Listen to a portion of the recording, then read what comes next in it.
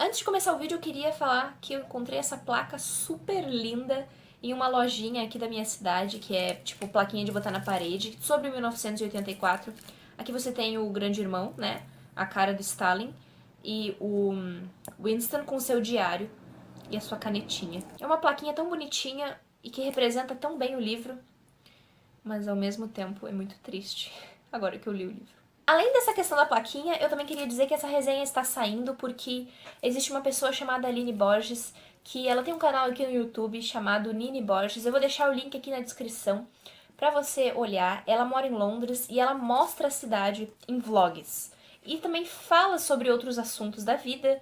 Ela fala das comidas típicas de Londres, ela fala dos lugares que tem lá. Ela fala sobre outros assuntos mais filosóficos, assim, sobre a vida, a verdade, o universo. E é um canal muito bom porque ela é muito engraçada. E 1984, ela falou em algum vídeo que era o livro preferido dela. E eu acho ela uma pessoa muito inteligente, então eu pensei, o livro deve ser muito bom. Vou ler. Então eu passei esse livro na frente de todo mundo. Todo mundo é ótimo, né? Passei esse livro na frente dos outros livros e por isso vocês estão assistindo essa resenha bem mais cedo do que eu estava planejando inicialmente, certo? Então agradeçam a ela. Se vocês não conhecem o canal dela, dá uma passada lá e vamos começar com essa resenha.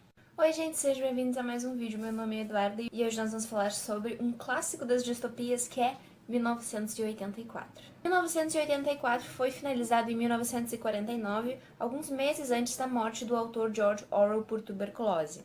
E aqui nós acompanhamos um futuro distópico no ano de 1984, em que existem 3 supercontinentes, a Lestásia, a Eurásia e a Oceania. É nesse último continente que vive o nosso protagonista Winston Smith, e nós acompanhamos a história dele vivendo neste mundo em que o que predomina é uma sociedade totalitária dominada pelo governo que se autodenomina partido. O partido, então, ele criou a figura do grande irmão, que vocês já devem conhecer um pouco a partir do reality show que é o Big Brother, e é através dele que eles aplicam a sua estratégia de hipervigilância e controle absoluto e total da sua população. Basicamente, tudo o que acontece no mundo de 1984 é em prol do governo desenvolver as melhores formas de dominar cada vez mais a população e eliminando todas as margens possíveis para qualquer liberdade de pensamento ou expressão. Aqui você tem aproximadamente 4 ministérios: o Ministério da Paz, que lida com a guerra, o Ministério da Pujança, que lida com a questão dos alimentos e o racionamento dos produtos, o Ministério do Amor, que lida com a tortura e o ódio, e o Ministério da Verdade, que vai lidar com todas as mentiras que o partido quer contar ou manipular. Sendo que é nesse último que o nosso protagonista trabalha. Então, basicamente, o que ele faz é pegar os documentos, modificar de acordo com o que o partido pede,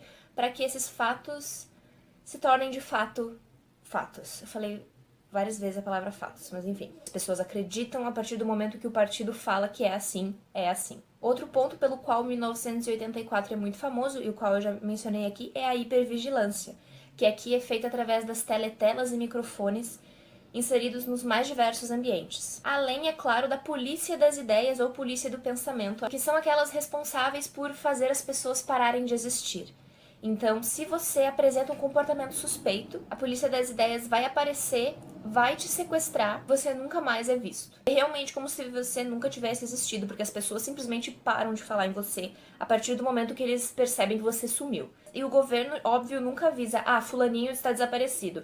Não. Eles sequestram você e se você não aparece 3 dias no trabalho, o pessoal já entende que, ok, a polícia das ideias pegou, nós não podemos mais falar sobre essa pessoa.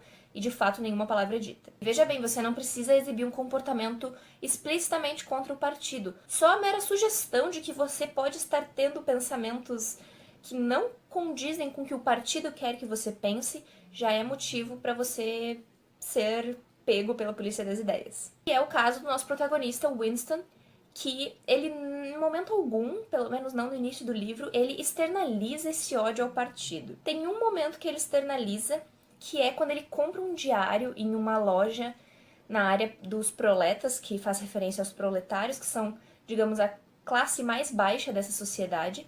E só o fato dele comprar esse diário e uma pena para escrever já seria motivo para a polícia das ideias pegar ele e interrogar e, ele nunca mais ser visto. Não é ilegal você escrever coisas em papéis, mas ninguém mais faz isso. Então, se você faz, é um comportamento suspeito e já é um motivo pro grande irmão ficar, ó, de olho em você. E é exatamente isso que o Winston faz no início do livro. Ele comprou esse diário e ele escreve várias vezes na página: abaixo o grande irmão, abaixo o grande irmão, abaixo o grande irmão, tipo, até o final da página.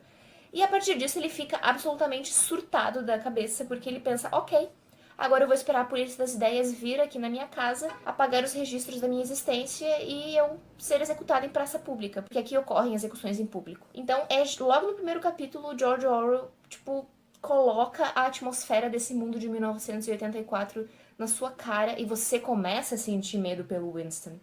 Porque de uma forma ou outra você simpatiza por ele, já que, em tese, parece que ele é a única pessoa do continente, ou talvez do mundo, ache todo o comportamento do partido, no mínimo, estranho. No mínimo, tem alguma coisa errada. Então você tem essa simpatia por ele ser o nosso herói, por ele ser o diferente, já que ele vai lutar contra o sistema, digamos assim. Então é imediata a sua simpatia por ele, o que foi muito bem pensado pelo George Orwell. Outra norma dessa sociedade de 1984 é que é proibido você casar por amor. Porque aqui, se você vai casar com alguém, é pura e simplesmente para fins reprodutórios. Inclusive, o Winston é casado, só que em momento algum a esposa dele aparece. Então, né, o Winston conta que o casamento foi uma porcaria, que era uma coisa muito fria, muito temos que fazer isso por obrigação, eu preciso perpetuar a sociedade. E no final ele continua casado, mas ele é separado da mulher, eles não moram juntos. E depois que ele casa, não existe divórcio, ele tem que ficar casado com essa pessoa o resto da vida, a não ser que ela morra. E acontece também que, como o casamento por amor não é permitido, o orgasmo, o prazer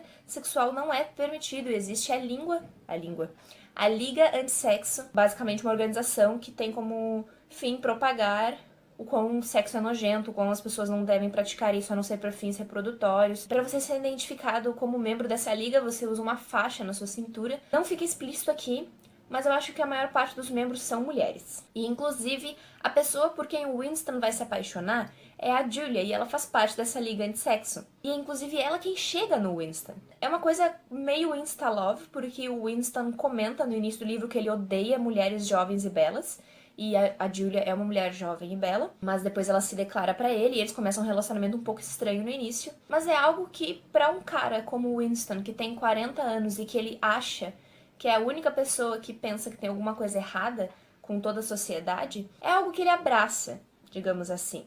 Claro que ele tem plena consciência de que em algum momento o partido vai pegar eles e que eles vão ser levados para o Ministério do Amor e vai acontecer coisas com as pessoas lá, as pessoas de fora não sabem o que acontece no Ministério do Amor. Mas mesmo assim ele decide embarcar nesse romance e, na medida do possível, viver esse romance, pelo menos por um tempo. E é quando ele começa a se envolver com a Julia que você começa a sentir medo pelo Winston. Porque você pensa, nossa, tá acontecendo uma coisa boa com ele, né? Ele encontrou uma pessoa, eles dão um jeito de se encontrar pra, né, dar uma namoradinha. Mas pelo mundo de 1984 você fica toda hora tensa, ou tenso, pelo Winston e pela Julia, porque no fundo você quer que eles tenham um romance arrebatador e que eles entrem pro suposto grupo opositor ao partido, mas as pessoas não sabem se esse grupo existe, só que o Winston fala toda hora que ele queria muito participar e ele acha que tem pessoas que convivem com ele que talvez façam parte desse grupo. Então você começa a desejar que o livro se torne uma coisa mais clichê, que ele viva esse amor, que ele lute na rebelião, que ele vença a sociedade e derrube o sistema e as coisas melhorem no final.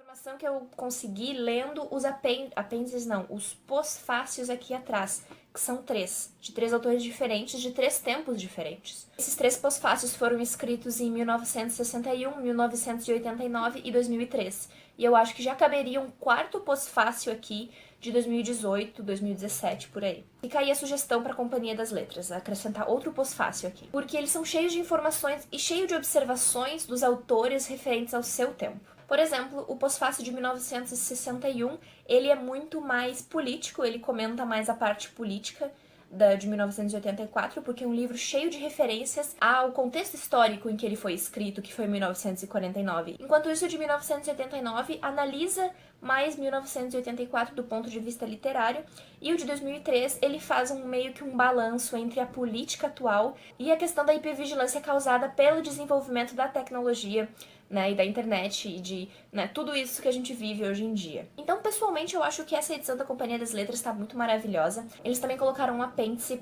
pra questão da nova fala, que é uma fala inventada pelo partido, em que os cientistas estudam maneiras de, a cada ano, diminuir o vocabulário da nova fala para que as pessoas não tenham como ter pensamentos revolucionários, ter pensamentos contrários ao do partido. É uma coisa muito assustadora. Depois que eu acabei esse livro, eu tenho certeza que uma parte do meu cérebro vai ficar catatônica pro resto da minha vida, porque é absurda a quantidade de informação que o George Orwell colocou aqui dentro. Nossa, nossa.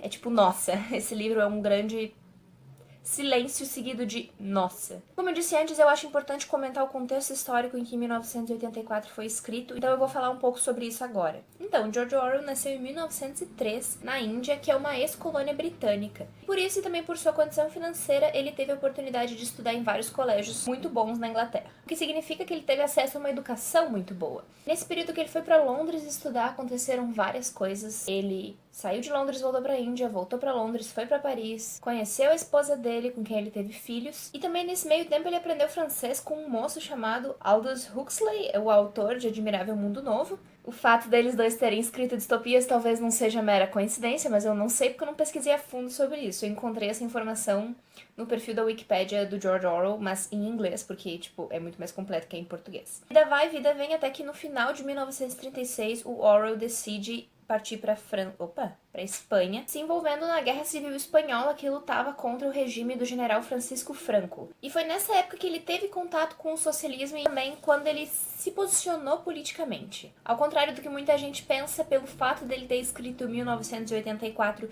e A Revolução dos Bichos, que são livros que criticam regimes totalitários, em especial o comunismo de Stalin, o George Orwell não era capitalista, tá? Não é porque ele criticou o comunismo que ele era capitalista. As pessoas acabam chegando a essa conclusão meio errada, porque o 1984 ele foi utilizado como propaganda anticomunista nos Estados Unidos durante um bom tempo, na época do macartismo.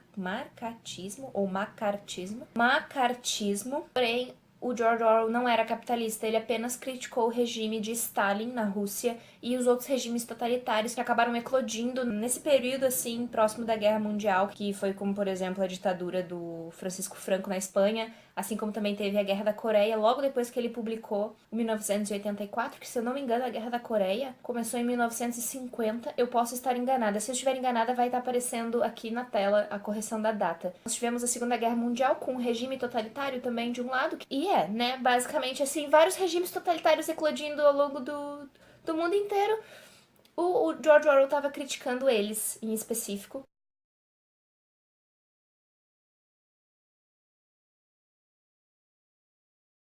E participar da Revolução Civil Espanhola, da Guerra Civil Espanhola, foi determinante para ele se posicionar politicamente como um apoiador do socialismo democrático. Como ficou bem claro que não é porque ele criticava o comunismo que ele era capitalista, nós podemos seguir em frente. E a partir disso que eu acabei de falar para vocês, nós podemos concluir que, de fato, 1984 é um produto do seu contexto histórico, assim como N outras obras literárias, mas não apenas essa parte política, como também a parte da tecnologia fez com que muitas pessoas, muitos veículos de informação, eles começassem a ter o hábito de falar o que o George Orwell acertou e o que ele errou, como se 1984 fosse uma profecia a se realizar no nosso mundo. E, gente, esse tratamento que tem em relação a 1984 de ser uma coisa, profética que vai acontecer em algum momento com a gente, eu acho que ele tem um fundo de verdade, mas nem tanto. Eu acho que 1984 poderia se encaixar como uma caricatura. Não é a palavra que eu gostaria de usar, porque caricatura denota algo quase pejorativo, certo? Como se fosse uma coisa engraçada, como se ele tivesse feito uma versão engraçada do mundo.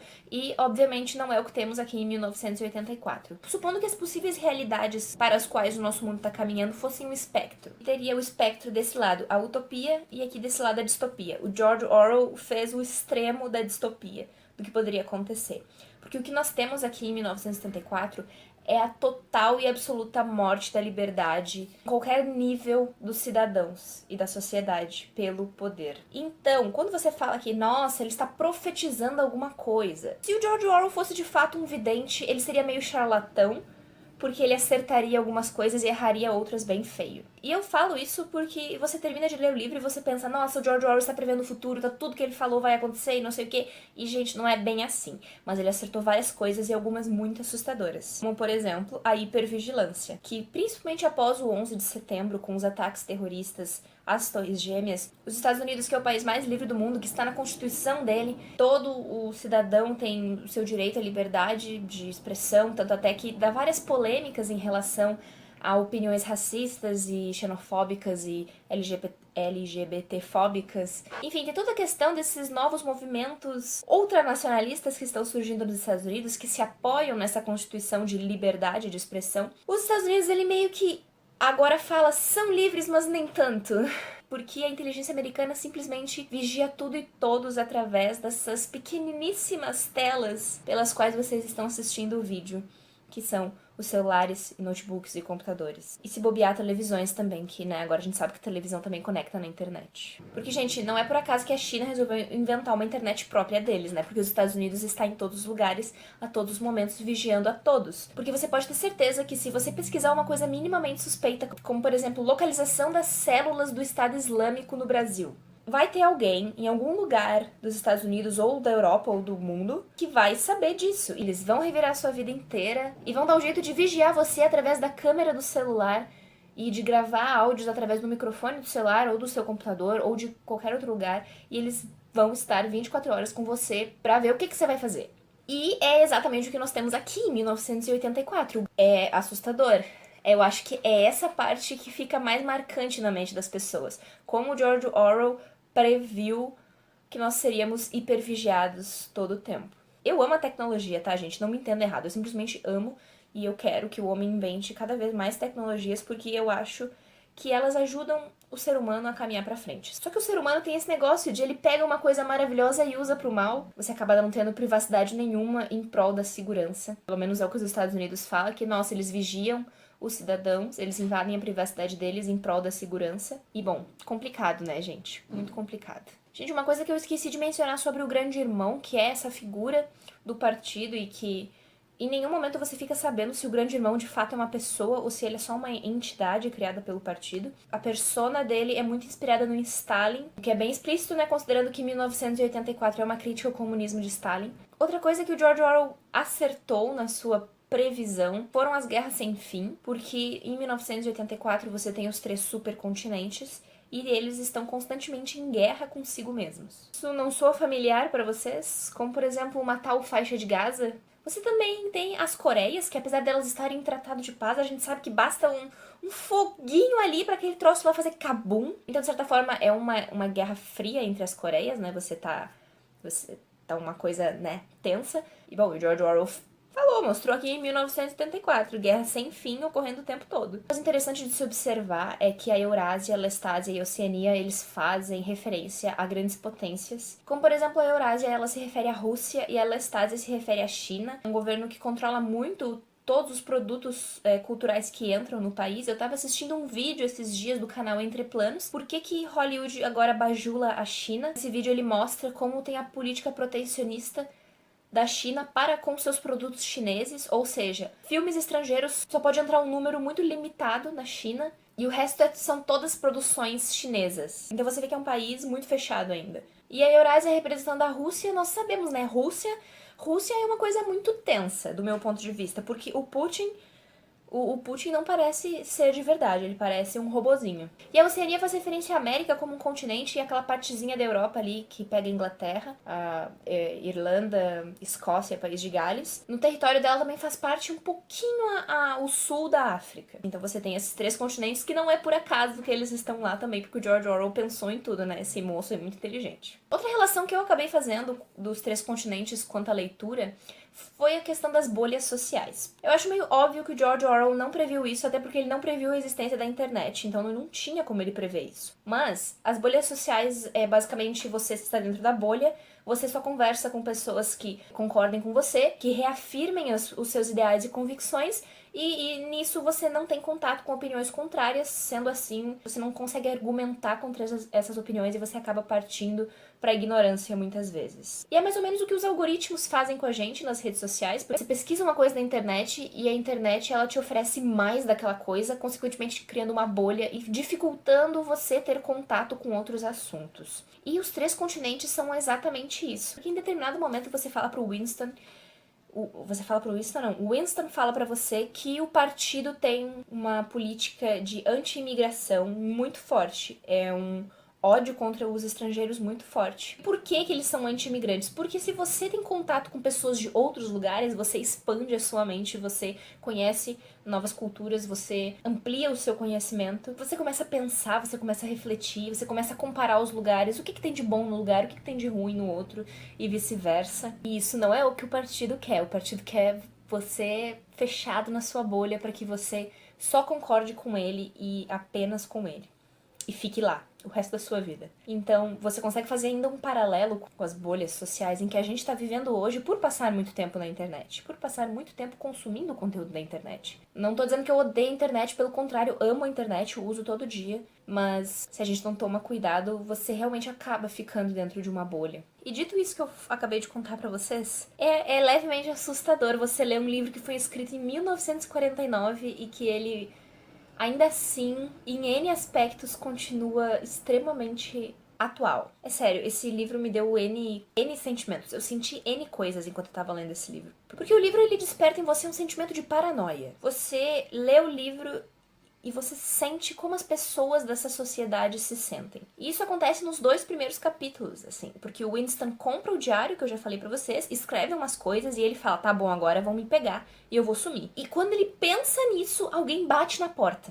E a primeira coisa que o Winston pensa, nossa, eles já chegaram? E você fica, eu não acredito que eles já chegaram, mas no final não era ninguém, assim, era a vizinha dele que pediu ajuda pra ele desentupir o cano da pia da casa dela. E aí você fica...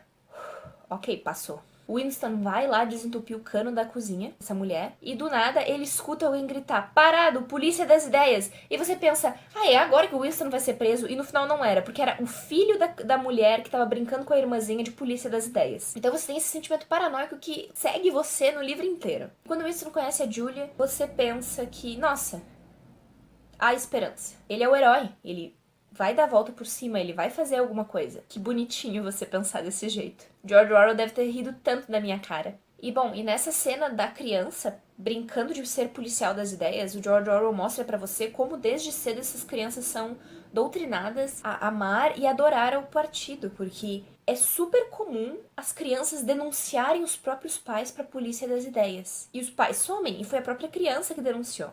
Eles são chamados de heróis mirins, eles são incentivados a fazer isso. Ou seja, as pessoas, além da teletela do grande irmão, elas também são vigiadas pela nova geração que está crescendo com essa doutrinação. Porque em 1984 você tem um período de transição entre a revolução que causou todo o mundo de 1984 e as novas gerações, que nunca nasceram fora do regime do partido. E o Winston fala que algumas pessoas velhas o suficiente podem ter vivido antes da revolução, antes do mundo ser como ele é. E ele, inclusive, vai atrás dessas pessoas para saber um pouco mais sobre o passado do mundo, porque o partido manipula toda a informação. Inclusive, um outro paralelo que a gente pode fazer com a nossa realidade de hoje é a manipulação da informação, porque você está tendo toda a investigação do governo Trump em função da Rússia ter influenciado nas eleições americanas. Gente, eu soltei o livro e tô cansada de segurar. Eu tento me manter mais, assim, mais fria em relação a 1984 e as distopias em geral, porque eu acho que toda distopia tem, em tese, um fundo de verdade. Mas, nossa, difícil com 1984, muito difícil, porque é uma aura muito pessimista. Você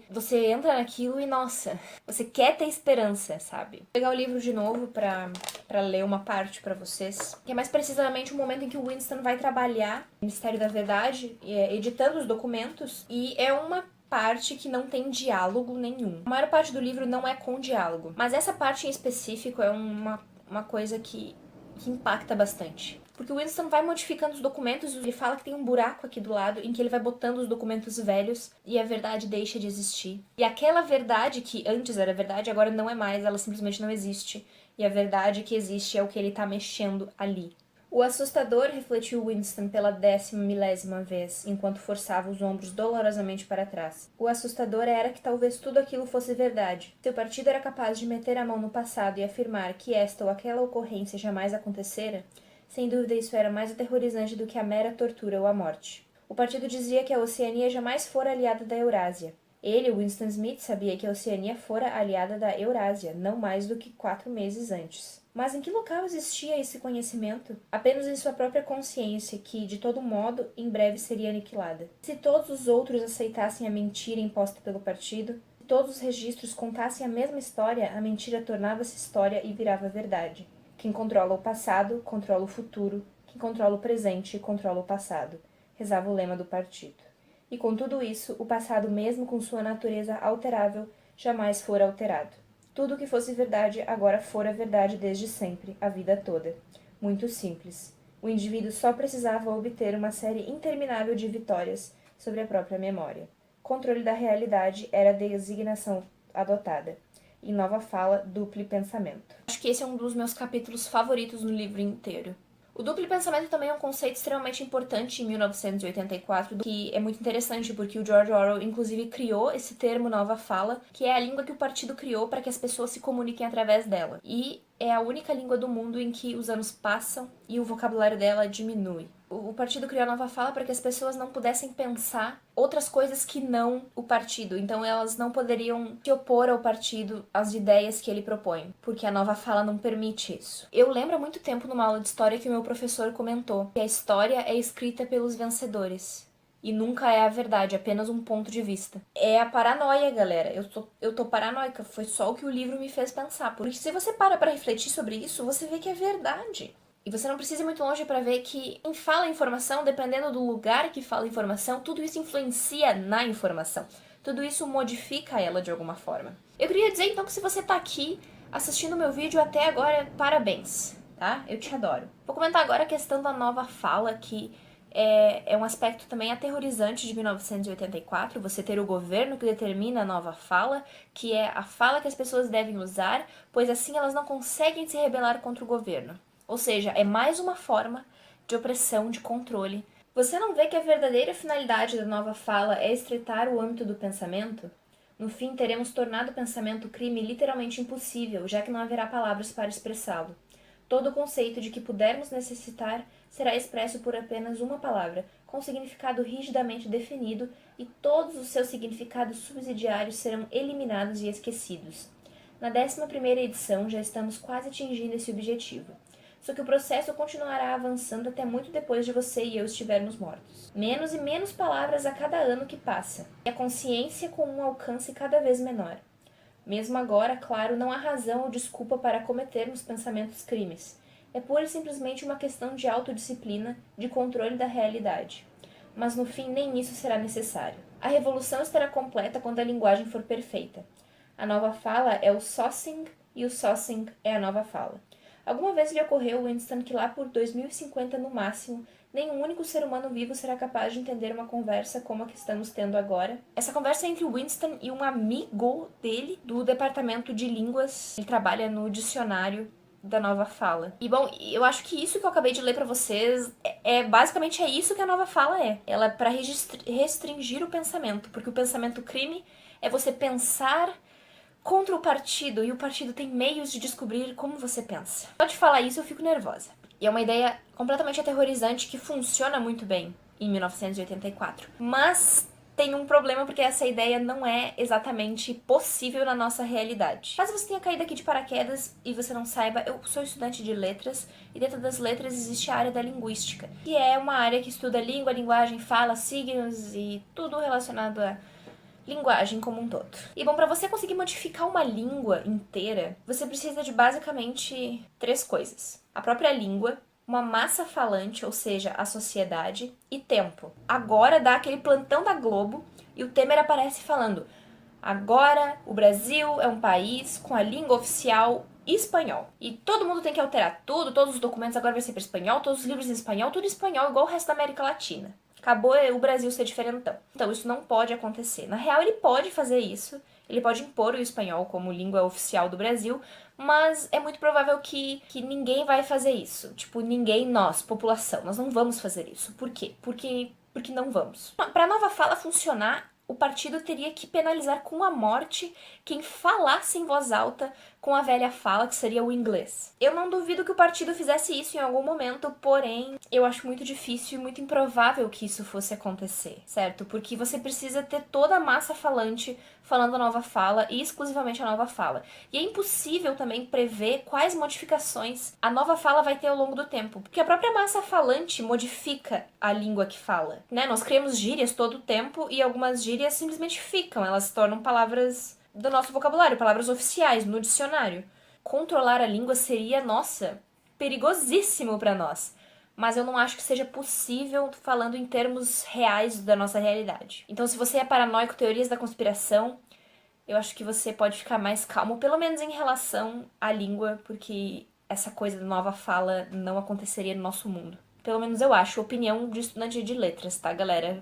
Pelo que eu estudei em linguística, eu acho que não é possível. E bom, a questão do duplo pensamento, que é o conceito que basicamente criou 1984, é esse aqui. Duplo pensamento significa a capacidade de abrigar simultaneamente na cabeça duas crenças contraditórias e acreditar em ambas. Esse processo precisa ser consciente ou não seria conduzido com a necessária precisão, mas também precisa ser inconsciente, do contrário, traria consigo um sentimento de falsidade e, portanto, de culpa, certo? Esse é o conceito que permeia basicamente 1984, e você primeiramente tem um contato com ele no próprio bordão do partido: guerra é paz, liberdade é escravidão e ignorância é força. E o conceito do duplo pensamento, eu achei ele difícil no início, eu demorei um pouquinho pra entender. Eu acho que no final do livro você tem uma situação real, não, mas uma situação física acontecendo ali que você entende a questão do duplo pensamento. Só que eu não quero falar ela porque ela é muito spoiler, só que ela é o melhor jeito de explicar o que é duplo pensamento. E, bom, falando no final do livro,